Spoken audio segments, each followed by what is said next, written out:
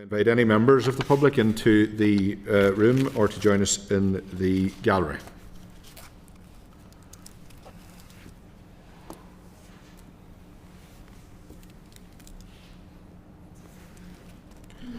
Okay, members, I declare this meeting open to the public, and I welcome you all to the 47th meeting of the Public Accounts Committee in the 2022-2027 mandate. Can I also advise that the committee meetings will be recorded and broadcast throughout Parliament buildings and online. However, there could be a slight delay moving between any private and public sessions, so please be patient with the system. Can I also advise that anybody who will be joining us in the public gallery are welcome to use mobile devices as long as they're in airplane mode, and that all devices are muted. Wi-Fi details are available in the gallery rules, and it is not permitted to take photographs or record any of the meeting. Today we'll proceed as follows. We do have apologies from Colin Crawford MLA and Thomas Buchanan MLA. Joining us online we have Cheryl Brownlee, Vice Chair of the committee. Members, any further apologies? No? Okay. Okay, members. Chair. Sorry, yes? Sorry, Chair. Diane Forsyth MLA, she'll be arriving. She's just leaving Erskine House now. That's grand. Thank you. Okay, members, draft minutes. Can I refer you to a copy of the draft minutes of the meeting held on the 19th of June at pages 7 to 12 of the meeting. If members are content with the minutes, that they're an accurate reflection of the proceedings, I'll sign them. Are members content? Great. Okay, members. Can I remind you to ensure that you have considered the full agenda for the meeting and that all and any relevant declarations of interest are made early in the meeting to ensure that they're recorded in open session. So with that said, has members any declaration of interest to declare at this point? No? Okay.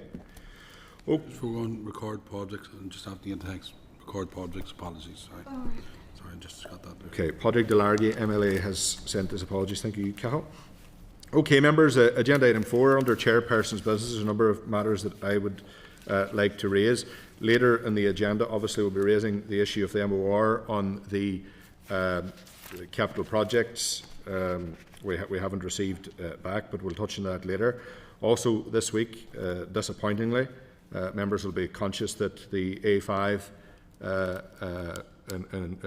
judicial review was successful for the objectors and not successful for everyone else, and there's a considerable amount of concern in relation to that. Again, we'll touch on that and the implications of it under the discussion around the MOR if members are content. Members, also, as happens in other jurisdictions, there's public accounts committees in England, Scotland and Wales, as there is here in Northern Ireland, and I think it may be appropriate that we consider as a committee having a review of the powers of this committee compared to that of other jurisdictions. So there's a number of avenues that we could do in that regard. First and foremost, obviously, is to explore what the differences are in the powers that are at our disposal as a scrutiny committee with that of England, Scotland and Wales, and with members' agreement, I would suggest that we ask RAISE to do a research paper in that regard. Members agreed? Okay, and further to that also, we will require some information from legal services of the Assembly as to what the mechanisms are to review the powers of the Public Accounts Committee. And to explore these possibilities further and to assess the various of the potential implications of legislative amendment, it is recommended that the committee seek formal legal advice from the Assembly's legal services. This advice should clarify the following: the scope of the committee's existing powers under standing orders and relevant legislation, options for extending or clarifying its remit, including the feasibility and process for legislative change, and finally, comparative models from other UK legislators as I've outlined, which hopefully will be included in the document by RAISE and other devolved administrations. Are members content that we proceed with those actions and then make a decision thereafter? Yeah, I'm totally content to do that. Can we also look at, and this is only a thought, and maybe this is part of that, would be part of that, if we're looking at one department that we can look across, because all of the investigations we have done to date are more than one department, that we can pull in from other, so we're not just scrutinising the issues are normally bigger than one department, kind of what I'm saying? Yeah. That we can pull in. Is that something that can be looked at? The reason that I think the review is necessary is when you look at other jurisdictions, which will come to light in the evidence we receive from RAISE as a result of the work they hopefully will carry out, and the same from the advice of legal services, is that I do think that we are slightly limited in our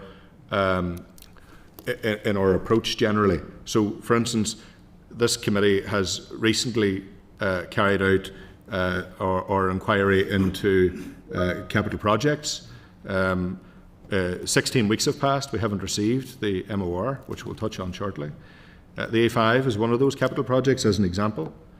There is no mechanism thereafter to ensure accountability or to call in some of the action or inaction that is happening in some of the departments.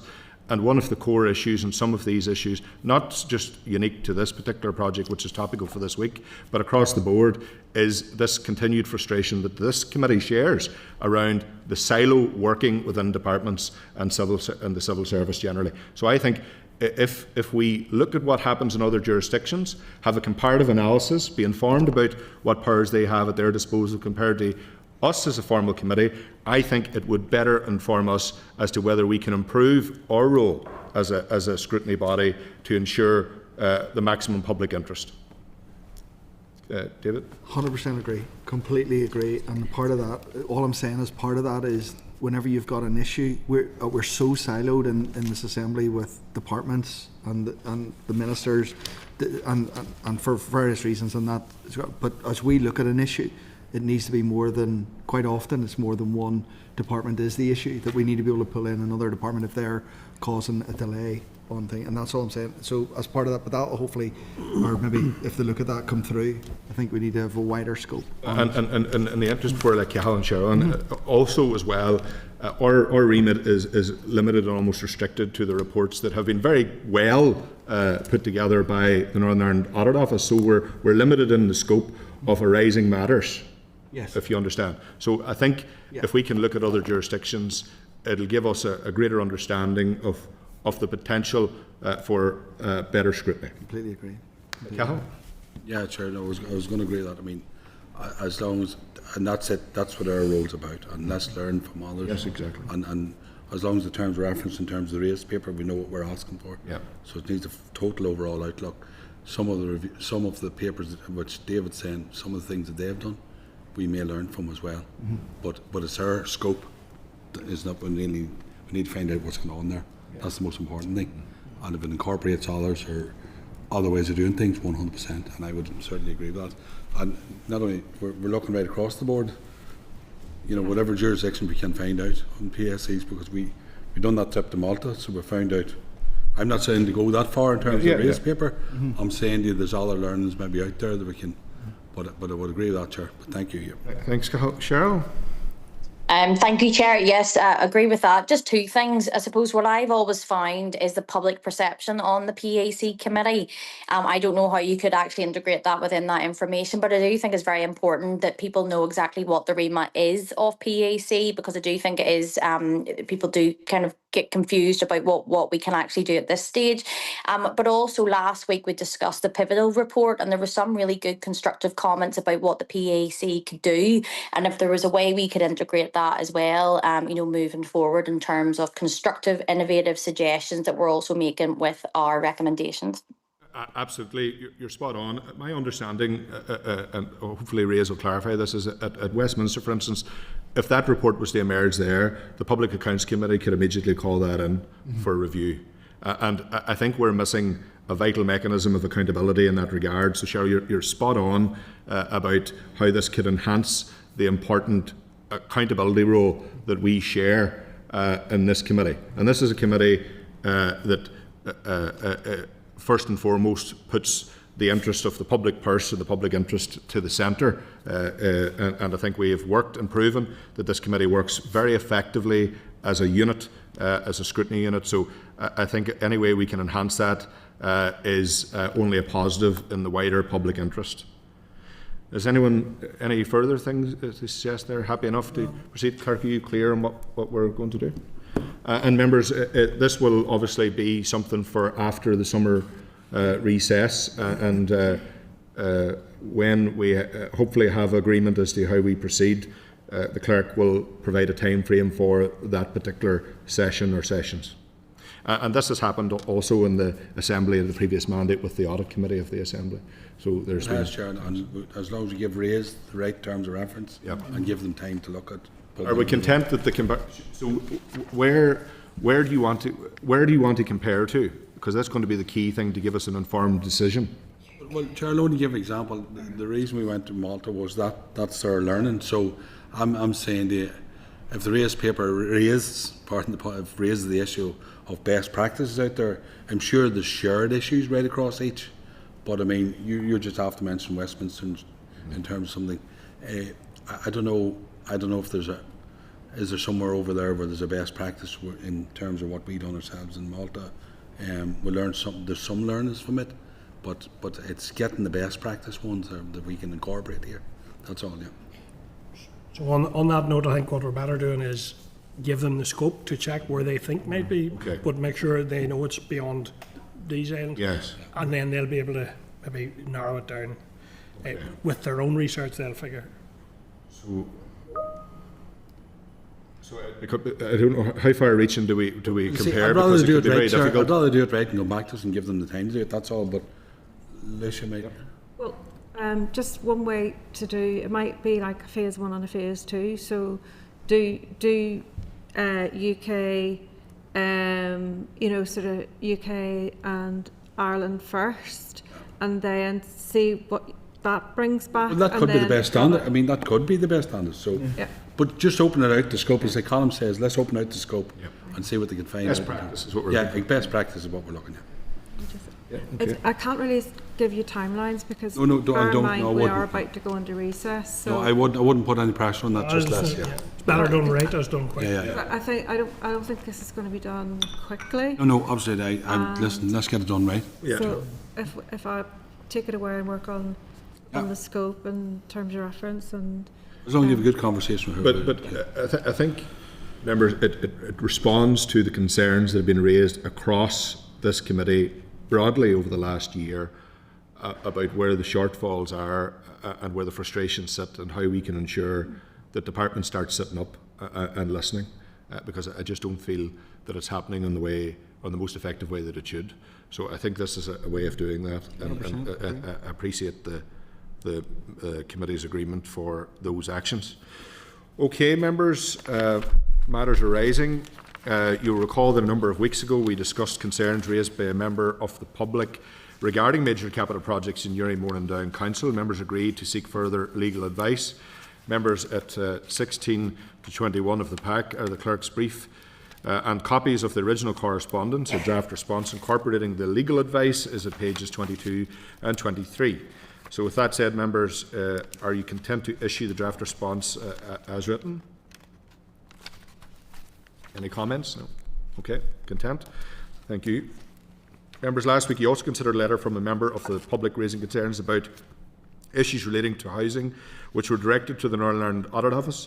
Members agreed a response which was issued to the correspondent following last week's meeting. Also at pages 26 and 27 of your pack is further correspondence from a member of the public. As per the advice provided at last week's meeting, on the basis of the evidence provided to date, this issue would appear to remain outside of the remit of the Public Accounts Committee. A draft response is provided at pages 24 and 25 of the pack for your approval. Members, are you content to draft the response as written? Thank you.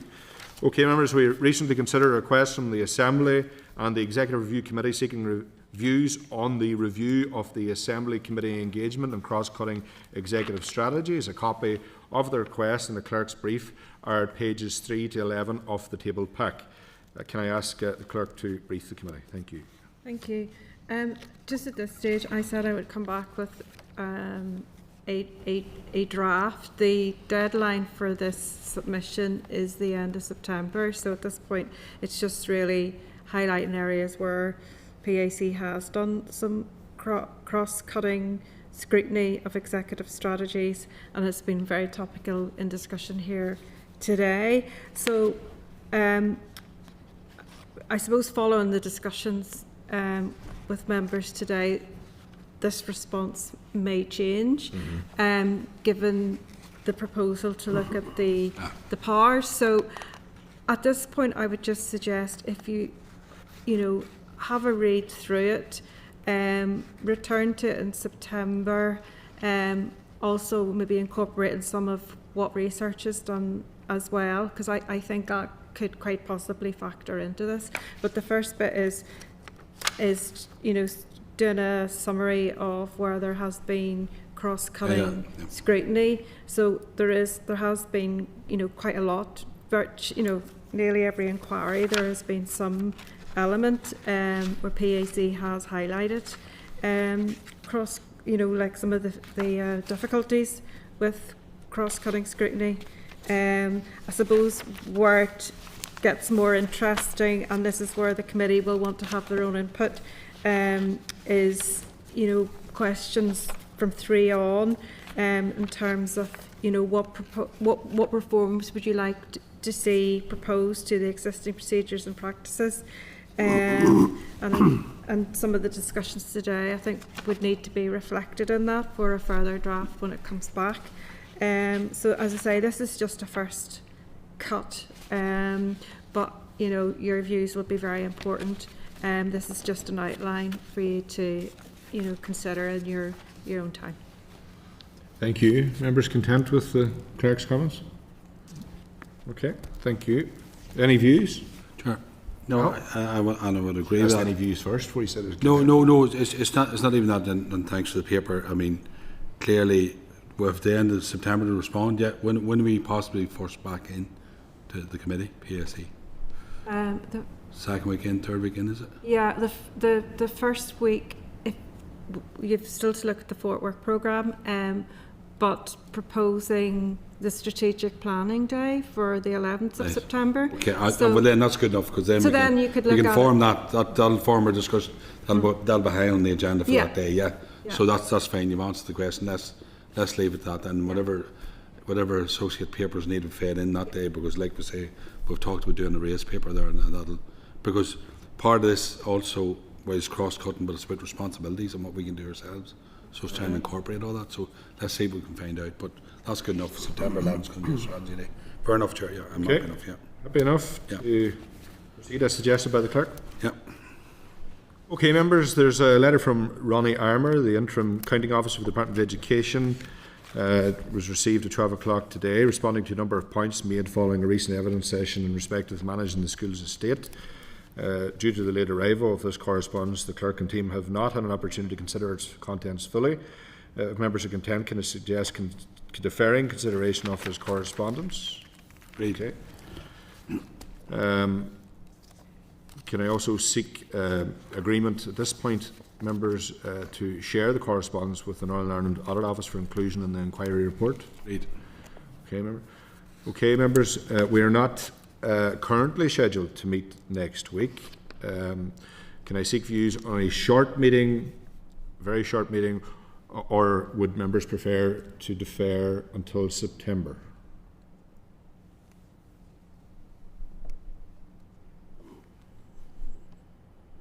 Okay. Easy. Probably don't need it. I think happy to defer. Yeah. Whatever suits you. Okay. We'll defer it until September.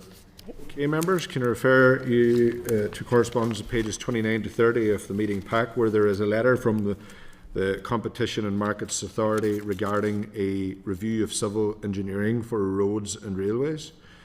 Members, are you content to note the correspondence? Okay, at pages 31 of the meeting pack, where there is a letter from Anne Watt, Director of Pivotal, regarding the report published last week on policy delivery in Northern Ireland, outlined very well by Cheryl Brownlee earlier. Are you content to note this correspondence? Right. Okay, members. Can I refer you also to pages 13 to 14 of the tabled pack? There is a formal request from the Patient Client Council seeking access to the raw data from the survey and to access to GP services to assist in their own reporting on issues faced. Members, are you content that we respond to advise that in line with the Data Protection Act that we are declining this request? We understand it, but we have to decline it. given that it does not align with the purposes for which the data was collected.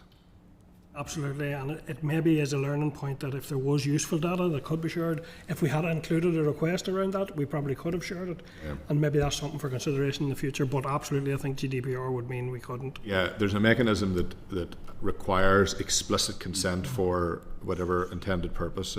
But the data protection stuff has been a learning curve for quite a lot of us. Anything further? No? Okay. Members, are you content that we respond to advise that in line with the Data Protection Act, as I've suggested, that would not be appropriate at this point? Yep. Okay. Members, under item agenda 7 is the Memorandum of Reply for capital projects, the follow-up report.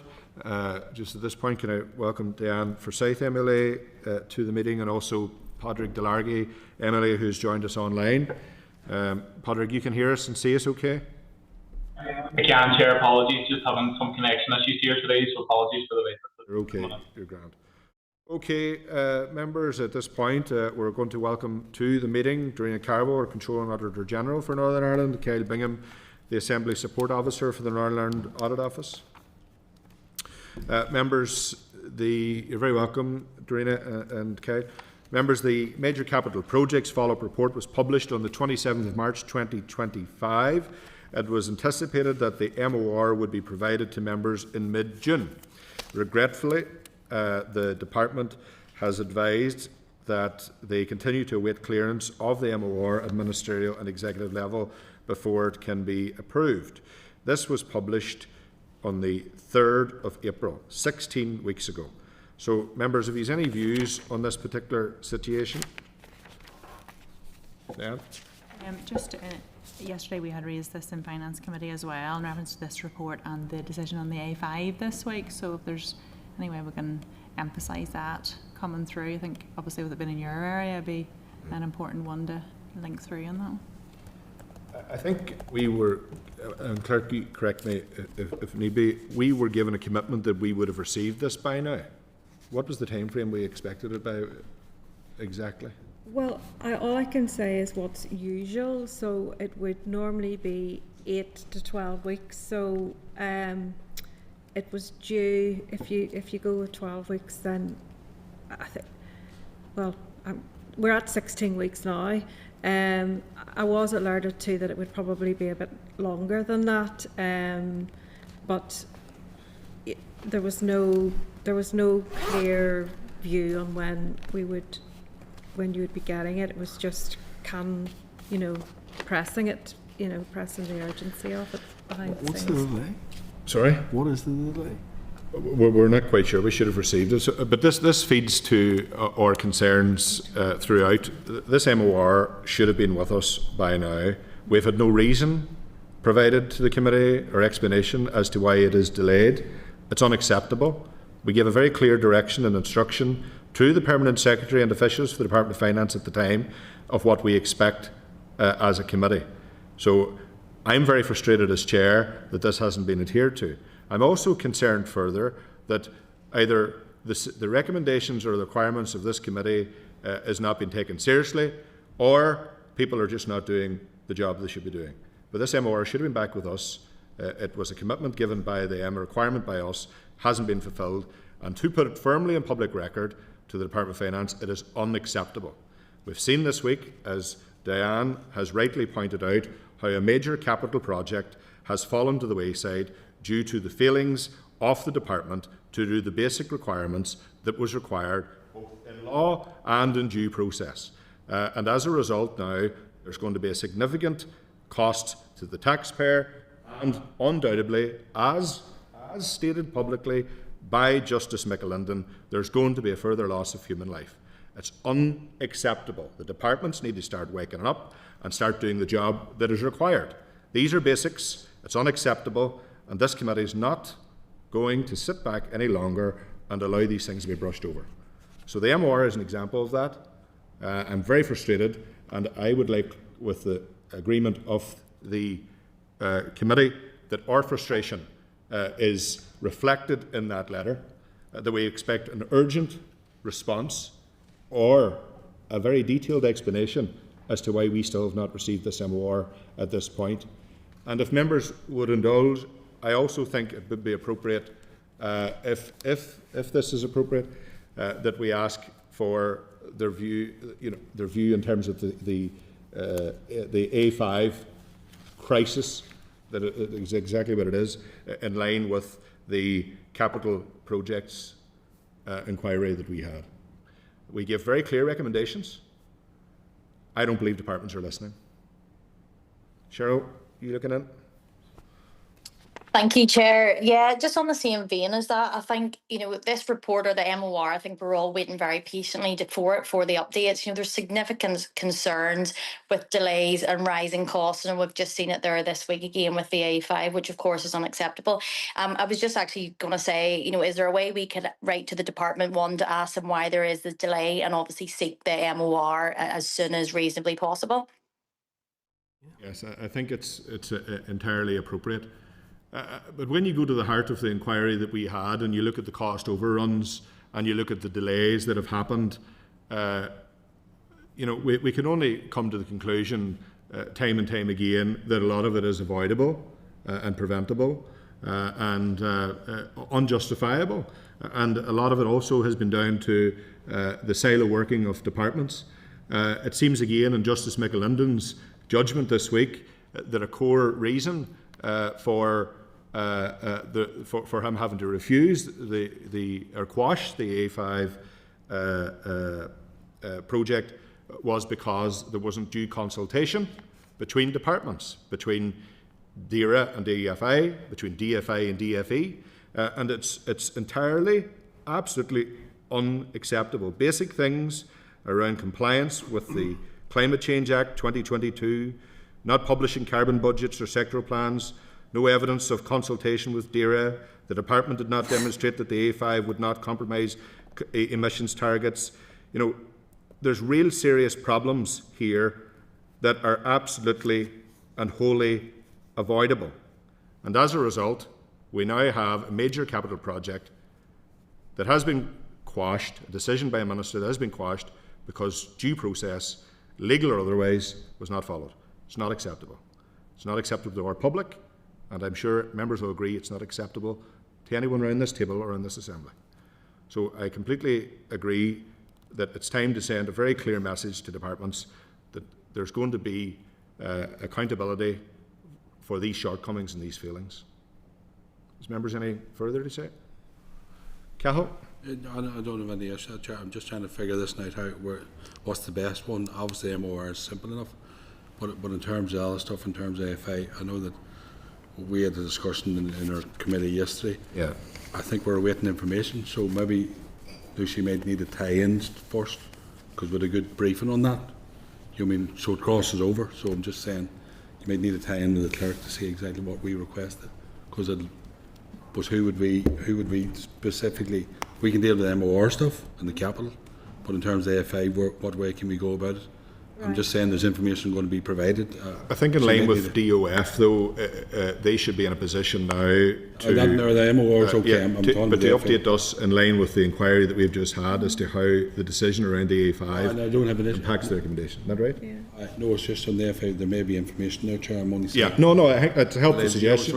I'm only saying that I think it is absolutely relevant that we do an explanation for why 12 weeks is an extended period of time. Yeah. You're now into 25% over that period of time, and still not here. So that requires a letter from us. And equally, more frustratingly, and well aware within the Department of Finance, this Assembly goes into recess next week. Yeah. So it's unacceptable.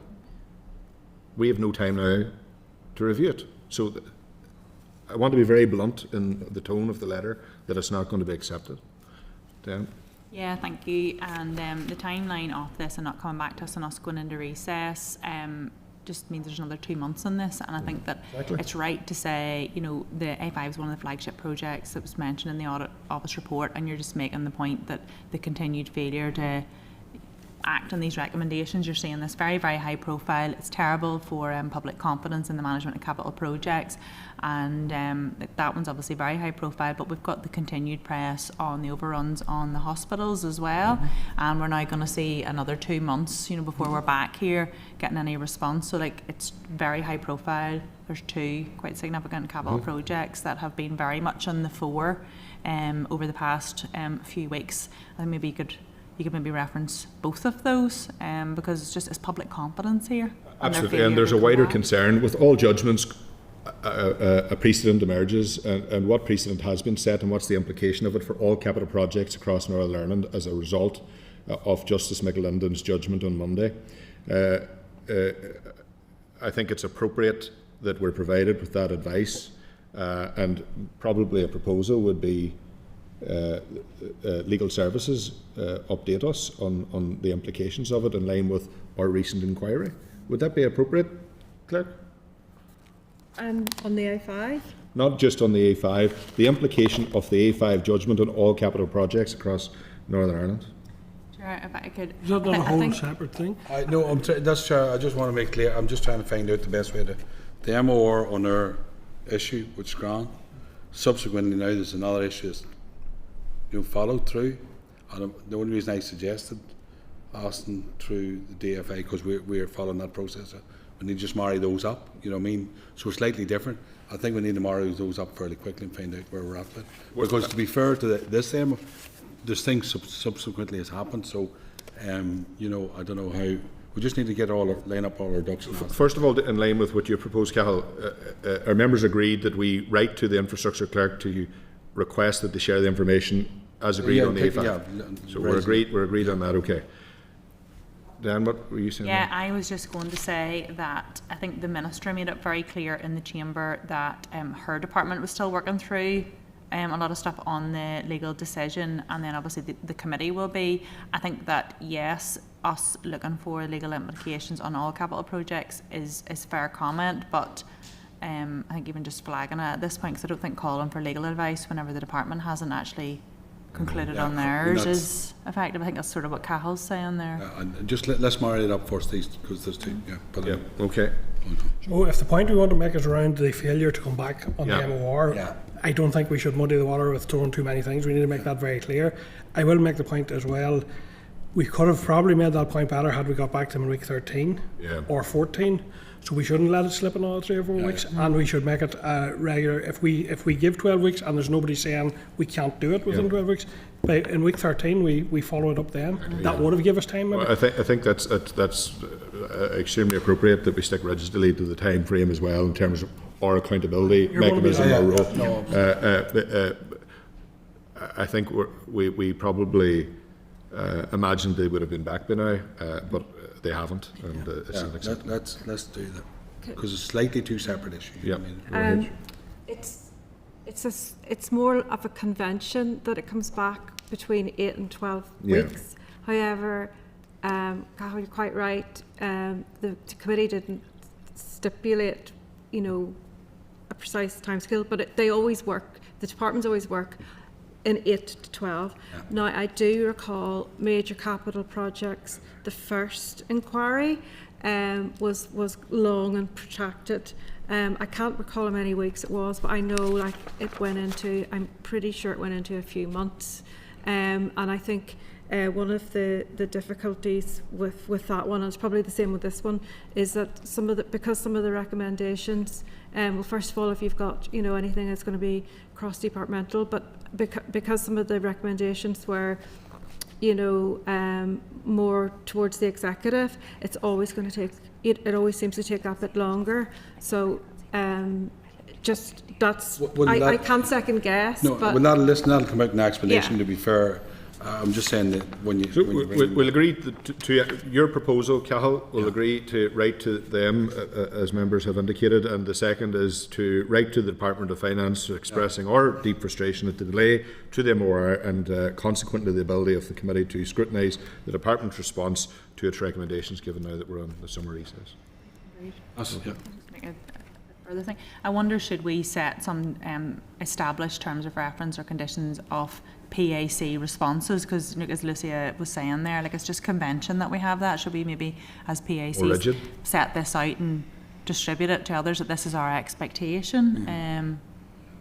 I think that's a good suggestion. Because you can't really hold people to account if we haven't established it and it's just a convention. And so you suggest we write to all departments and I don't know if a TOR is the right thing to suggest, but I just feel like it would be good if we had some sort of expectation stated firmly somewhere for all departments in terms of responses. With each report, why don't we send it? Why don't we send it out when we send the report and say our expectation is? Okay. Yeah, within 8 weeks. What about the reports that we've already conducted, though?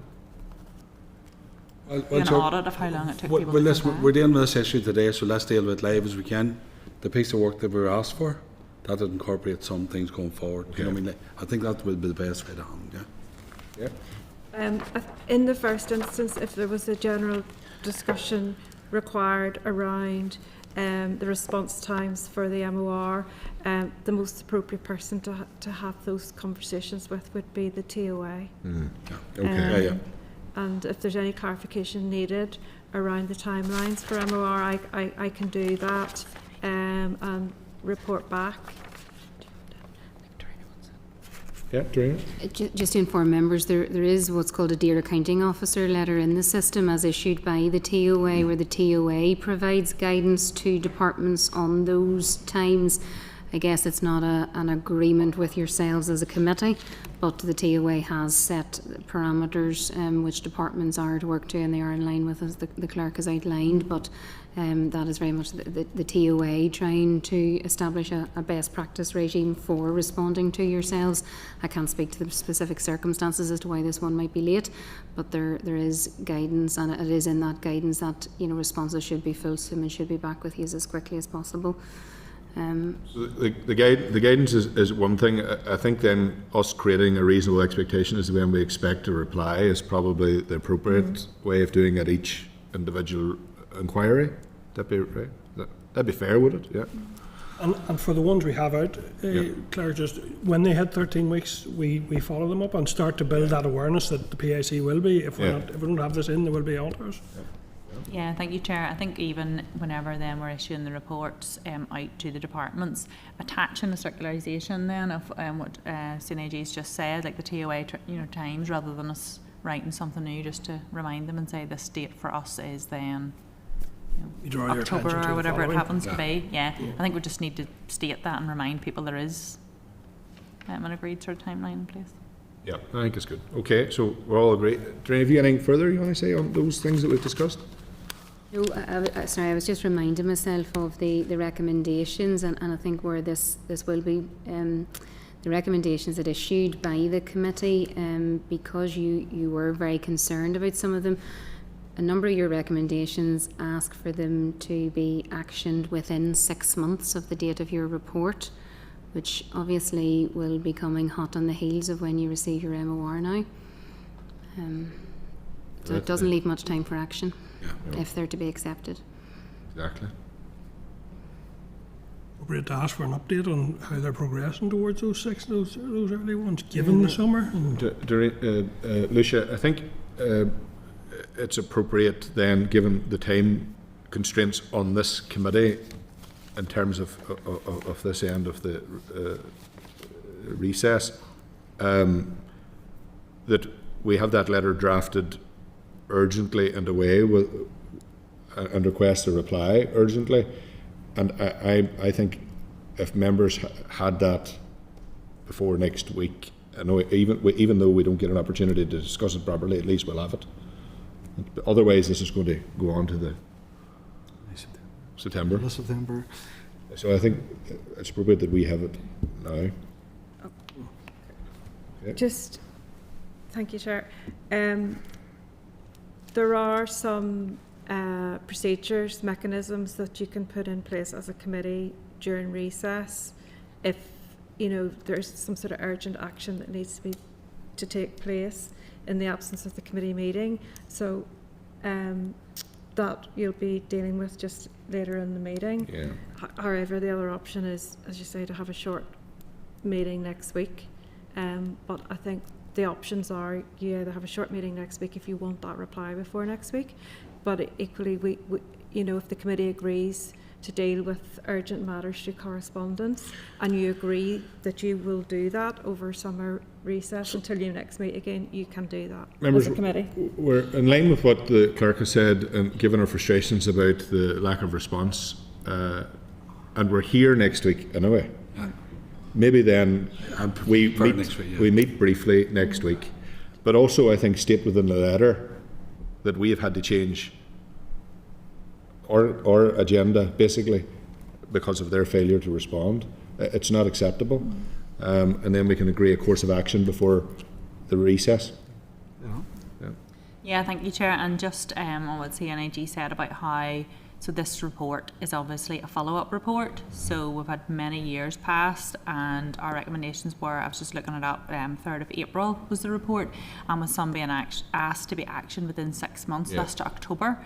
So if we're going to get a response to this in September, with an expectation that things, you know, have progressed within 6 months, it's not looking good, and maybe we should be considering and being minded to, when we get the response, maybe asking officials in quite quickly after recess to explain why whenever we had a report in April looking for urgent things, and we were talking about £3 billion of overspend and we haven't even got a response. Maybe something to think about for the September-October agenda that we might need to be. I think you're right to say it's not looking good, and since Monday it has started to look a lot worse. So I think, that'd be a good enough suggestion. Mindful of it, yeah. Okay. Chair, I think we should. Briefly.